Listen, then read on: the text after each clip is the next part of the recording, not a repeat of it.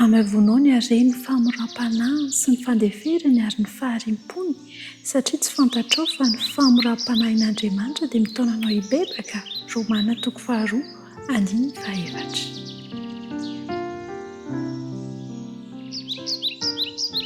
Ny fahotantsika rehetra dia efa nalohan'i Jesosy Kristy teo amin'ny hazo fijaliana. Misy tantara anankiray eo amin'ny bokin'ny Filemona.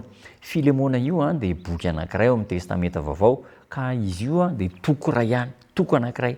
Ny tantarany dia nisy Onesimosy. Onesimosy io dia mpiasa andevon'ny Filemona zany, ary nipetraka tany Kôlôsia izy ireo. Rehefa nanao adalàna tao amin'ny Filemona i Onesimosy, nangalatra tao amin'ny Filemona zany, nanao tsy fahatokiana dia nitsoaka nakany Roma i Onesimosy, nakany amin'ny Paoly.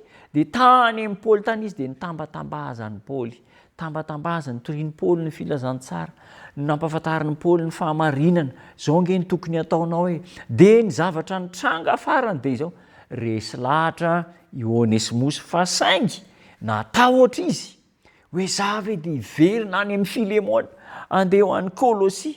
Nefa nampahafantarin'ny Paoly azy tamin'ny fomba maranitra sy mahatonga saina fa raha teo voavela heloka ianao dia mila mibebaka any amin'ny Filemona. Dia zao no nambaran'ny Paoly, zao mandehany ianao miverina any fa izaho no andonitrosanao. Alohako le vola nalainao tao amin'ny Filemona, alohako nitrosanao fa miverenana. Dia izao tapa-kevitra i Onesimosy fa hiverina any amin'ny Filemona, ary dia nentina mbavaka nandray an'i Jesosy ho mpamonjy azy. Dia efa niteneniny Paoly zany eo ny Filemona hoe zao hiverina any aminao Onesimosy, hibebaka hifona aminao fa le hitrosany tany aminao zany andoha azy. Tantarany Onesimosy, tantarany Filemona, dia tantarany Jesosy isika ihany koa. Jesosy nefa nandonitrosantsika rehetra ny fahotana sy ny fahafatesana mandrakizay, dia efa nalohany Jesosy Kristy fa ny anjarantsika dia miverina eo amin'Andriamanitra, mitoetra, mitodika amin'Andriamanitra, mibebaka amin'Andriamanitra. Fa nitrosa rehetra efa nalohany Jesosy avokoa. Ny fahotako dia efa nentin'i Jesosy, ilay sandany fahotako very mandrakizay efa nalohany Jesosy teo amin'ny hazo fijaliana. Ny anjarako dia izao, mandray an'i Jesosy dia miverina any amin'Andriamanitra. Tahaka an'ilay zanaka talo, iainga aho dia ho any amindray, ary hifona aminy manao hoe ray Andriamanitra, tsy mendrika ny atao hoe zanakao, fa dia ataovy tahaka ny mpanompo andevinao hoe olona fanirakiraka mpanasa ny tongotrao, mpikarakara ny malotony rehetrarehetra atao aminao, ataovy tahaka ny mpanomponao na dia zanakao azy. Fa Andriamanitra tsy manao an'izany rehefa miverina isika. Raisiny toy ny zanaka malala isika, tiany toy ny zanaka naterina isika, ary tsy mpanompo, tsy andevo, fa zanaka mpandova ny fanjakan'Andriamanitra.